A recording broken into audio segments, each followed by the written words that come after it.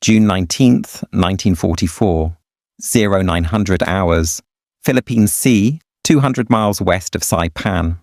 Lieutenant Junior Grade Zenji Abe, Imperial Japanese Navy, sits in the cockpit of his Mitsubishi A6M50 fighter, preparing for launch from carrier Zuikaku. Abe is 19 years old, from Osaka, and he has 97 hours total flight time, 60 hours in the Zero. This will be his first combat mission, his first carrier launch under combat conditions, his first engagement with enemy aircraft, and probably his last. Because Abe knows, though his commanders will not admit it, that he is not ready for this, not trained adequately, not experienced enough, not prepared to face American pilots who have been flying and fighting for years. Abe graduated flight training 3 months ago, received orders to Carrier Division 1 2 weeks ago, and now, today, he will fly against the American invasion fleet off Saipan, against carriers defended by hundreds of fighters. Flown by pilots with combat experience Abe cannot match, and Abe is not alone. Most of the pilots around him are equally inexperienced. Graduates of compressed training programs that produce pilots in 6 months instead of 3 years. Because Japan needs pilots, desperately, to replace the thousands killed over 2 years of continuous combat, to crew the carriers and aircraft Japan still possesses. But needing pilots and having trained pilots are different things. And Japan, in June 1944, has aircraft and carriers but lacks the pilots to employ them effectively. And this mission will prove it. The launch order comes. Abe advances throttle, releases brakes, his Zero accelerates down Zuikaku's deck and lifts off, barely. His technique is adequate but not smooth. He climbs, joins formation, and flies toward the American fleet. 69 aircraft from this strike wave, Zeros, Nakajima B6N Tenzan torpedo bombers, Yokosuka D4Y Suisei dive bombers, all flown by pilots with minimal experience, against an enemy with radar, with fighter direction, with combat air patrol positioned to intercept incoming attacks before they reach the carriers. Abe does not know this, does not understand that American radar has been tracking his formation since launch, that American fighters are already vectoring to intercept, that his formation, flying in loose groups because pilots lack the training to maintain tight formation under stress, is about to be slaughtered, and 30 minutes later, Abe's Zero is spinning toward the ocean. One wing destroyed by .50 caliber fire from an F6F Hellcat he never saw. His canopy is jammed, he cannot bail out, and his final thought, as the ocean rushes up, is that his instructors were right. 97 hours was not enough, not nearly enough, and he dies, along with 315 other Japanese aviators this day, in what American pilots will call the Great Marianas Turkey Shoot, the largest one-sided aerial victory in history, where Japanese aviation, built on pre-war excellence but destroyed by attrition and inadequate replacement training, ceased to exist as an effective fighting force. This massacre, June 19th, 1944, represents the culmination of 2 opposing philosophies of pilot training. Japan's pre-war system produced the finest naval aviators in the world through intensive 3-year programs that emphasized perfection and eliminated those who could not meet impossibly high standards. America's wartime system produced adequate pilots through standardized 6-month programs that emphasized volume and accepted that not every graduate would be exceptional. And the Battle of the Philippine Sea proved which philosophy wins wars. Not the one that produces perfect pilots. The one that produces enough pilots, fast enough, to sustain operations, to replace losses, and to overwhelm the enemy through numerical superiority that makes individual excellence irrelevant. This is the story of how Japan's elite training system became its fatal weakness. how American mass production of pilots destroyed Japanese aviation despite Japan's superior individual skill, and how the mathematics of attrition applied to pilot training determined the outcome of the Pacific Air War before the first shot was fired. The 3-year training program produced aces. The 6-month program produced victory. And the difference was everything. Lieutenant Junior Grade Zenji Abe was a composite representing typical Japanese replacement pilots in mid-1944. The statistics of Japanese pilot losses and training compression are documented in post-war Japanese naval aviation records and American intelligence assessments. According to data compiled by the United States Strategic Bombing Survey from captured Japanese training command documents, Japanese Navy pilot training hours dropped from approximately 700 hours in 1941 to fewer than 100 hours by mid-1944. This represented catastrophic degradation in pilot quality. But Japan had no alternative. Pre-war training infrastructure could not scale to wartime demands, and losses exceeded replacement capacity by margins that made collapse inevitable. The Japanese Imperial Navy's pre-war pilot training system was built on the philosophy that aviation required absolute mastery, that pilots who met minimum standards were insufficient, that only the best should fly. This philosophy created the Yokosuka Naval Air Corps system, established in the 1920s and refined through the 1930s. Prospective pilots entered as teenagers, underwent initial screening that eliminated 70% of applicants based on physical standards, academic testing, and psychological evaluation. Those who passed entered basic training, 6 months of ground school, navigation, meteorology, aircraft systems, weapons theory, then 6 months of primary flight training in basic trainers, learning fundamental flying skills, takeoff, landing, basic maneuvers, and throughout this training, constant evaluation. Anyone who showed deficiency was eliminated. Returned to regular naval service. No second chances, no remedial training. The standard was perfection or dismissal. Those who survived primary training advanced to intermediate training, another 6 months, flying more advanced aircraft, aerobatics, formation flying, navigation exercises, and combat maneuvers, and still constant evaluation, more eliminations. By the time pilots reached advanced training, approximately 85% of original applicants had been eliminated. The remaining 15% were exceptional, the best young aviators Japan could produce, and they received another year of advanced training, specialized by aircraft type, fighter, bomber, torpedo. Each track emphasized mastery of that specialty. Fighter pilots learned dogfighting, energy management, gunnery. Bomber pilots learned navigation, formation leadership, target approach, and all pilots accumulated hundreds of flight hours. By graduation, Japanese naval aviators had 700 to 1,000 hours flight time, more than any other nation's pilots, and they were ready for combat, technically perfect, tactically sound, and confident in their superiority. This system produced the pilots who attacked Pearl Harbor, who dominated early Pacific air combat, who sank British capital ships Prince of Wales and Repulse, who fought over the Coral Sea and Midway. These were the finest naval aviators in the world.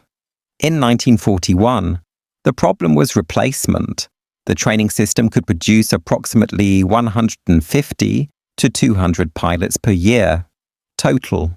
This was adequate for peacetime, where losses were minimal, but catastrophically inadequate for war, where losses could reach hundreds of pilots per month, and Japan recognized this problem, attempted to expand training capacity, but expansion requires infrastructure, airfields, aircraft, instructors, fuel, and time.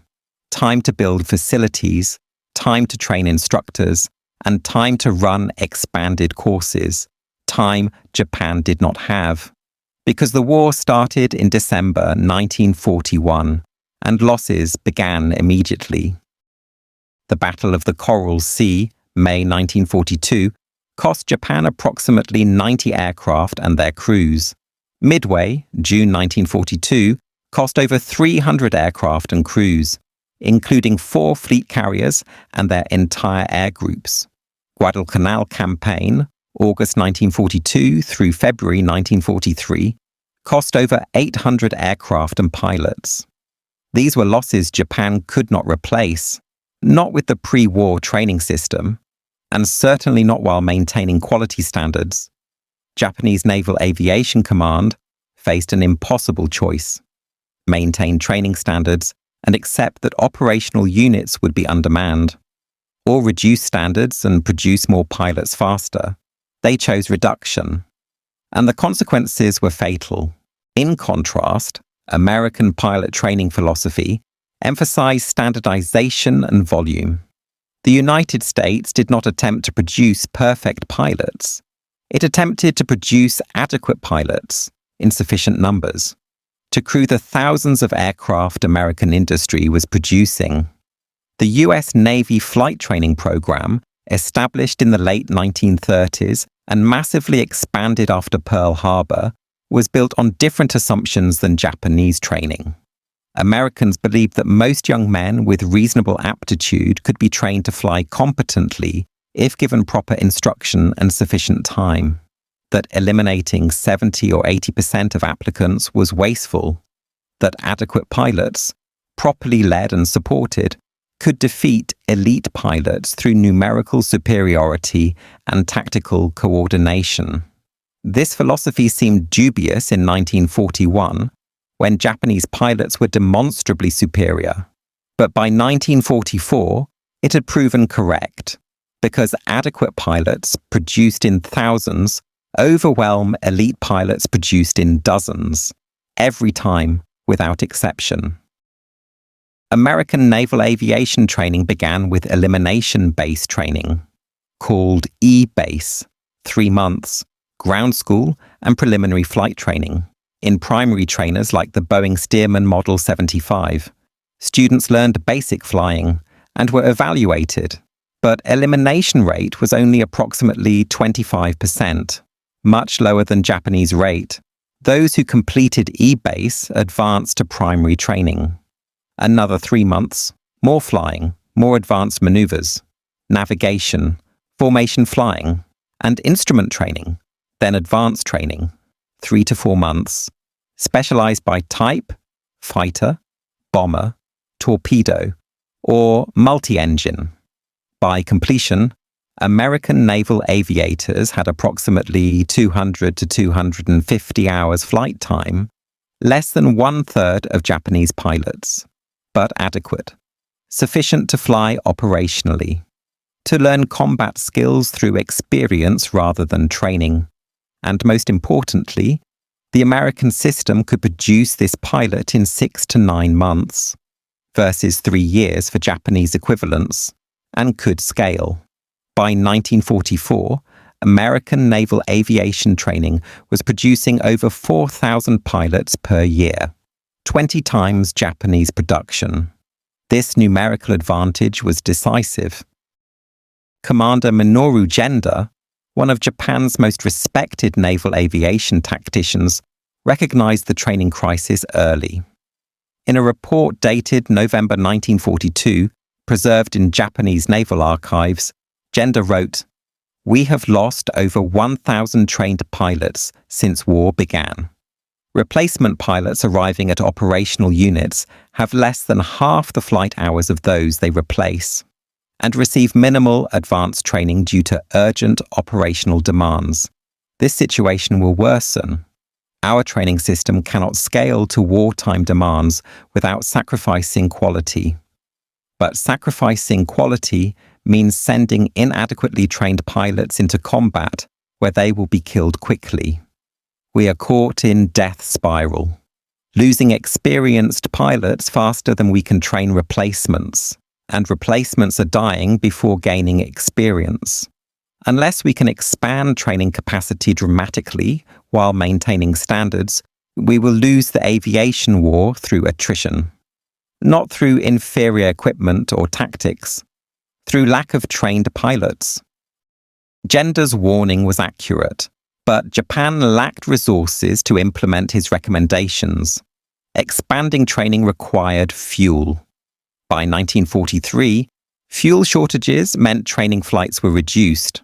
Students received less flying time, graduated with fewer hours, and were less prepared.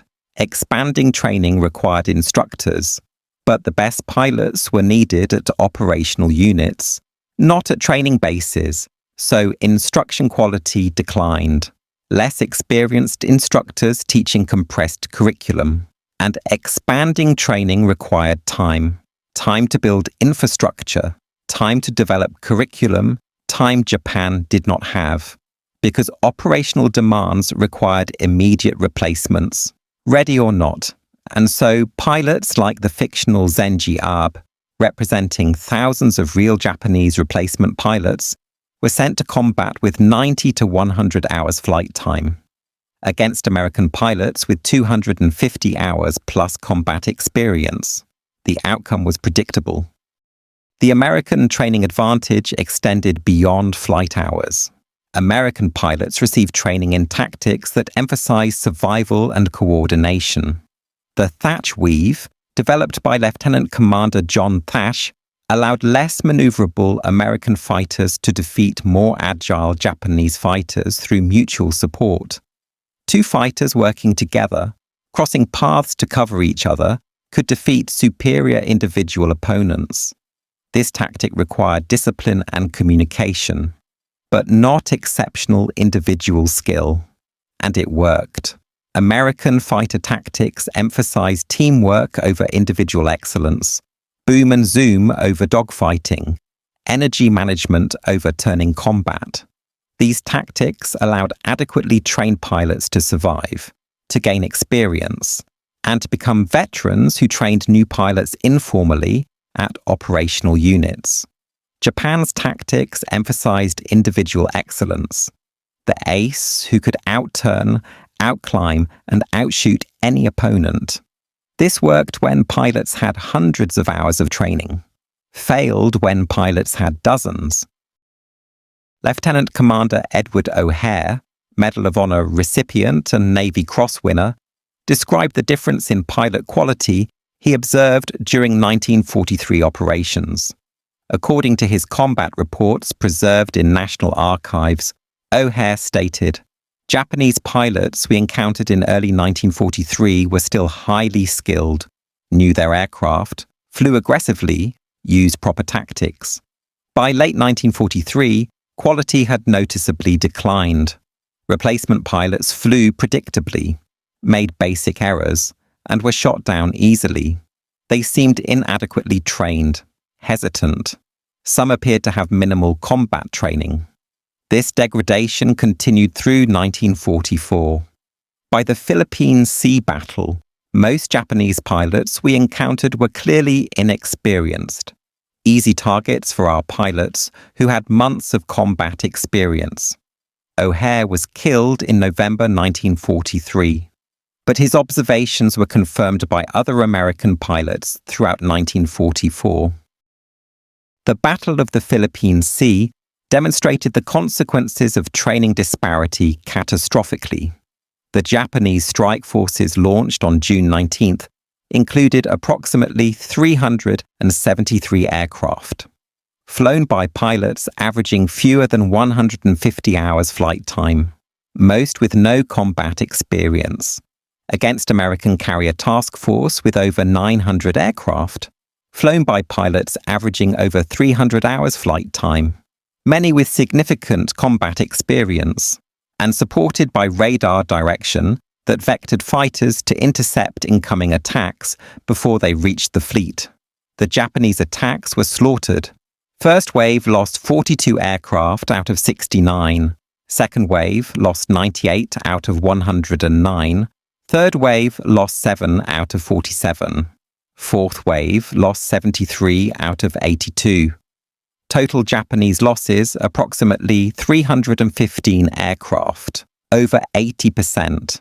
American losses were 30 aircraft, most to operational accidents, not combat. The kill ratio was approximately 10-1. This was not battle. This was massacre. And it happened because Japanese pilots were inadequately trained, could not maintain formation under stress, could not coordinate attacks, could not employ tactics effectively, and could not survive against American pilots who could do all of these things. Vice Admiral Jisaburo Ozawa commanded the Japanese carrier force at Philippines Sea. In post-war interrogation, Ozawa described the hopelessness he felt watching his air groups destroyed. According to United States Strategic Bombing Survey transcripts, Ozawa stated, "I knew before launching that our pilots were inadequately trained, but I had no choice. Orders were to attack the American invasion fleet, and I attacked. Watching radar returns disappear as my aircraft were shot down, I understood that Japanese naval aviation was finished. We could not train replacements fast enough, could not give them adequate experience, and could not protect them against American numerical and qualitative superiority. The battle was lost before it began, not through inferior planning or tactics, through inferior pilot training that was consequence of inadequate training infrastructure. We built Navy capable of war, but did not build training system capable of sustaining that Navy in war. This was strategic failure, and cost was measured in thousands of young pilots, sent to die inadequately prepared. The mathematics of pilot attrition were unforgiving. By mid-1944, Japan was losing pilots at approximately 3 times the rate it could train replacements. Each month, operational units reported pilot shortages. Each month, training programs sent what pilots they had, and each month, those pilots died. The average survival time for replacement Japanese pilots in mid-1944 was approximately 3 combat missions. American replacement pilots survived approximately 15 missions before becoming combat-effective veterans. This survival differential compounded. Japanese units became progressively weaker, American units became progressively stronger, and the gap widened until Japanese naval aviation ceased to function as effective fighting force. American training continued to improve throughout the war. Lessons from combat were incorporated rapidly. New tactics were taught at training bases within months of being developed operationally, and training aircraft evolved. By 1944, advanced trainers like the SNJ Texan closely simulated combat aircraft performance. Students transitioned to fleet fighters with minimal adjustment. Japan's training aircraft remained obsolete designs from the 1930s. The transition from trainer to zero was significant, required adjustment period, and replacement pilots often crashed during their first carrier landings, or made basic errors in combat because their training aircraft had not prepared them for combat aircraft performance. American training was systematically superior, not because American instructors were better, but because American systems were better designed, standardized, and adequately resourced. The fuel situation particularly crippled Japanese training. By early 1944, fuel allocations for training were cut repeatedly. Students received minimal flying time.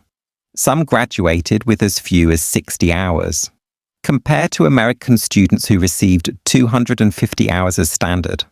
This disparity meant American pilots arrived at operational units already competent.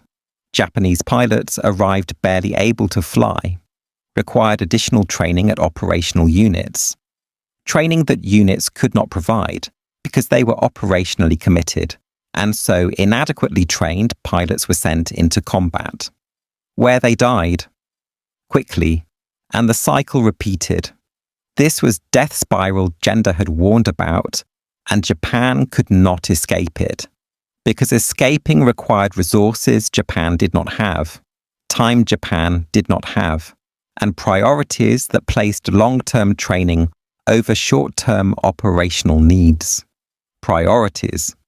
Japan's desperate strategic situation made impossible. The kamikaze strategy, adopted in October 1944, was consequence of training collapse. Japan could no longer produce pilots capable of conventional combat, but could produce pilots capable of one-way missions. Crashing aircraft into enemy ships required minimal skill. Take off, navigate to target, dive into ship. No need for advanced tactics. No need for gunnery. No need for hundreds of hours training. 60 hours was sufficient. This was admission of failure. Japan could no longer compete in conventional air combat, could only expend lives in desperation attacks that might, occasionally, damage enemy ships. The kamikaze strategy achieved tactical successes, damaged and sank American vessels, but could not alter strategic situation. Because America could replace losses, Japan could not. And kamikaze operations consumed Japan's remaining pilot pool, expending trained pilots, inadequately trained as they were, on single-use missions. This was sustainable for months, not years, and by war's end, Japan was training 14 and 15-year-old boys as kamikaze pilots, children with 30 to 40 hours flight time, sent to die crashing into American ships. This was not military strategy. This was national suicide, born of training system that could not sustain conventional operations, and strategic situation that demanded results regardless of cost. Commander Mitsuo Fuchida, who led Pearl Harbor attack and survived the war, analyzed Japanese training failure in his post-war writings. According to his memoir, co-written with Masatake Okumiya, Fuchida stated, "Japan's pre-war pilot training was finest in world, but it was peacetime system, could not scale to wartime demands. America's training was adequate but scalable, could produce thousands of pilots annually, and adequate pilots in large numbers defeat elite pilots in small numbers. This is mathematics, not opinion. We proved it through losing. By 1944, American replacement pilots had more flight hours than our replacements, better training, better aircraft, and better tactical doctrine. Our advantages from pre-war training were exhausted, lost in 1942 and 43. Replacement pilots had none of those advantages and died accordingly.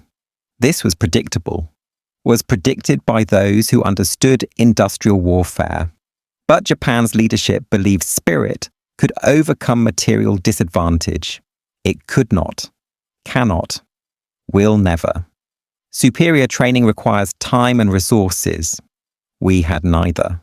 America had both, and used them to produce pilot training system that won Pacific Air War through quantity, not quality.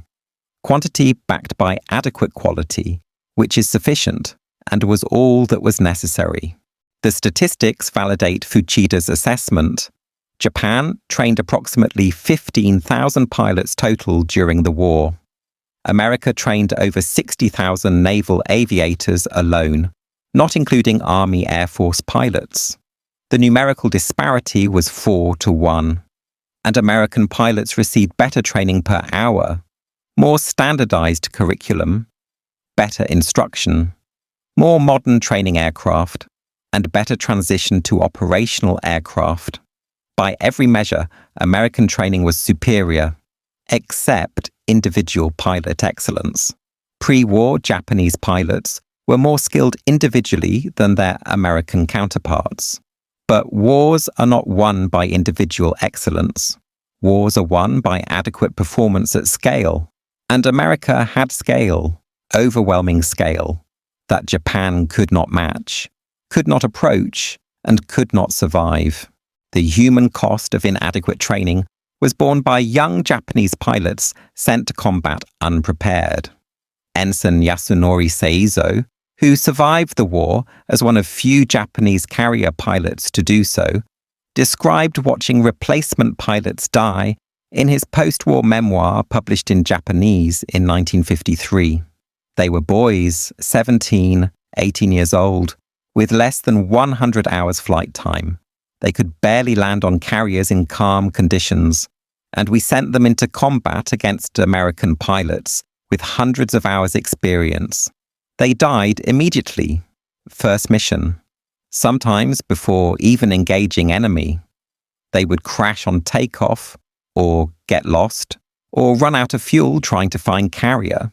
Those who survived to engage were shot down within minutes. They had no chance. And we all knew it, including them. They flew anyway, because orders were orders. But knowing you will die and accepting it are different things. I watched pilots younger than my brother climb into aircraft knowing they would not return.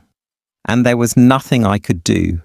System that produced this situation was broken, but breaking it further by refusing to fly would not help, so we flew, and they died, and Japan's aviation died with them.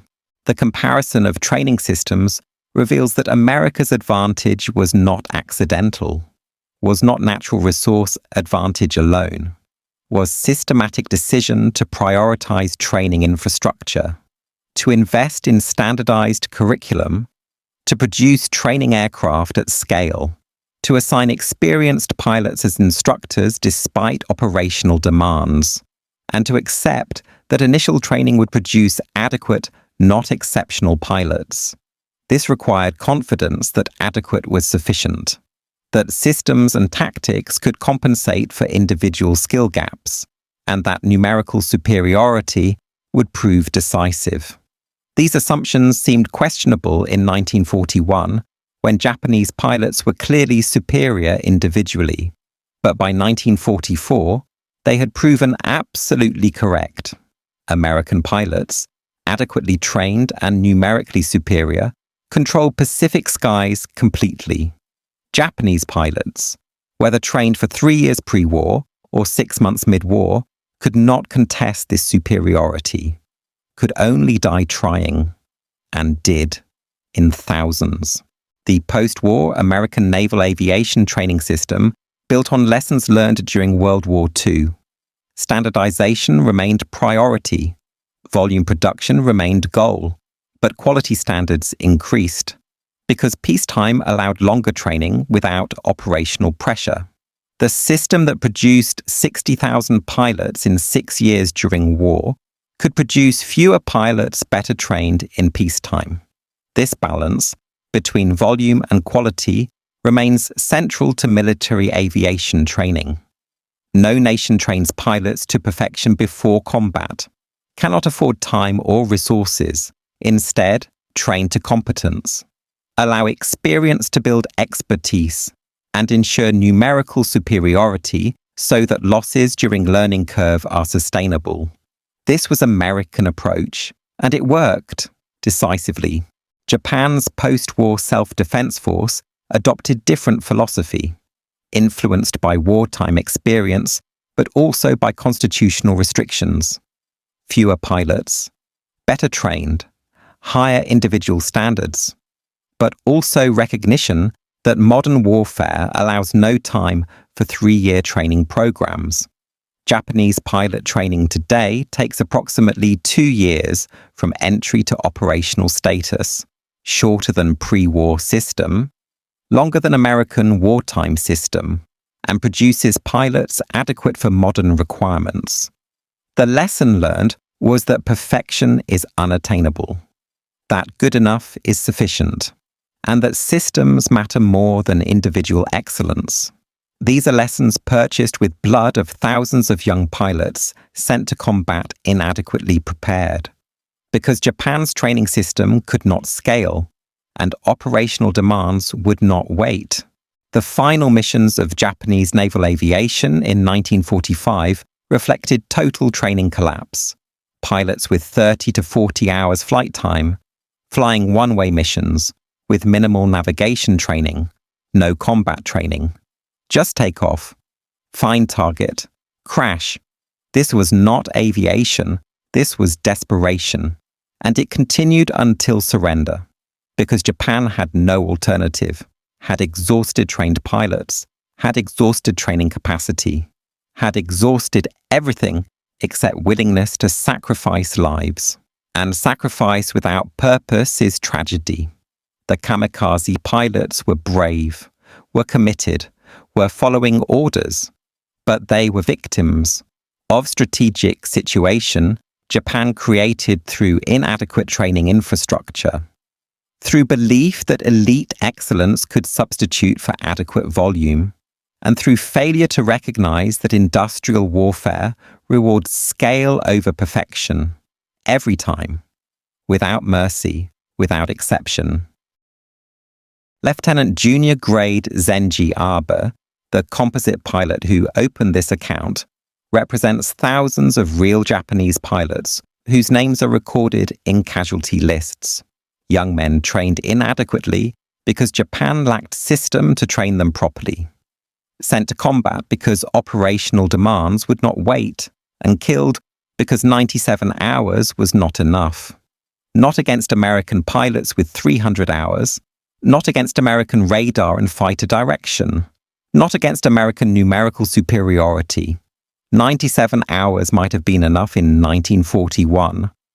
Against British pilots with similar experience, or Chinese pilots with less, but not in 1944. Against America, which trained 60,000 pilots in time Japan trained 15,000, and trained them better, to adequate standard that proved sufficient. While Japan trained to excellent standard, it could not maintain and could not scale, and which became irrelevant when numbers overwhelmed quality. The 3-year training program produced the finest naval aviators in the world, in peacetime. The 6-month training program produced victory in war, and war is what mattered, not the perfection of peacetime excellence, but the adequacy of wartime production.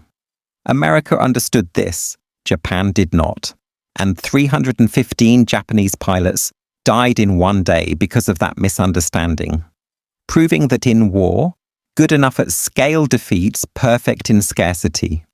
Always. And that pilot training is not about producing aces, it is about producing sufficient pilots fast enough to replace losses while maintaining adequate quality. America did this, Japan did not. And the mathematics of attrition, applied ruthlessly over 3 years, determined everything. The 3-year pilots died first, shot down at Coral Sea, Midway, Guadalcanal.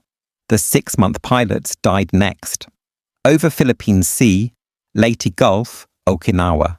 And when pilots were gone, Japan sent children, with weeks of training, to die in flames over Pacific.